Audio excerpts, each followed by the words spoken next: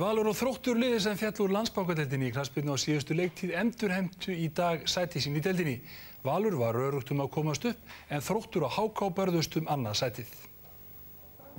HK var stigi á eftir Þrótti fyrir síðustu umferðinni í dag. HK mætti grönnum sínum úr Breiðablik á Kópavogsvellinum. Breiðablik náði fórustu á 21. mínútu þegar Ragnar Gunnarsson skoraði glæsilegt mark eftir sendingu frá Kristófer Sigurgeirssyni. Fallegt mark, afgreiðslan mögnuð og Ragnar skýtur boltanum í stöng og inn. 1-0 fyrir Breiðablik. Þetta mark á 21. mínútu og aðeins 7 mínútum síðar þá var Ragnar Gunnarsson aftur á ferðinni. Hér kemur löng sending fram, mikil barátta. Kristján Óli Sigurðsson á skot, Gunnleifur Gunnleifsson er að verja en Ragnar Gunnarsson er réttur maður á réttum stað, 2-0 fyrir Breiðablik.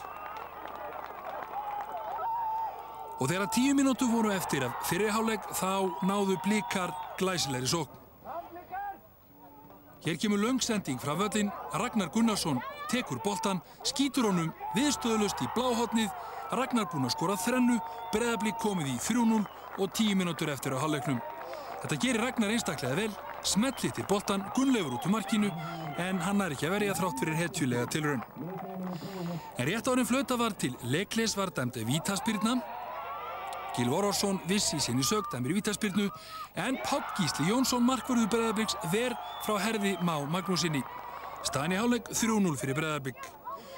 Og þegar 6 mínútur voru búnar af síðari hálfleik þá bætti Olgeir Sigurgeirsson við 4. mark í Breiðabliks, staðan orðin 4 mörk gegn engu, slappinn fyrir rangstöðuvörnina.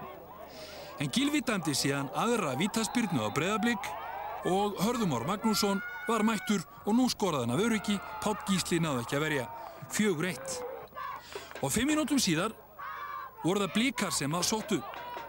Hér kemur fín sending fyrir Gunnar Örn Jónsson, Kristján Óli Sigurðsson og Olgeir Sigurgeirsson skorar annað mark sitt og Breiðablik sigraði með 5 mörkum gegn 1.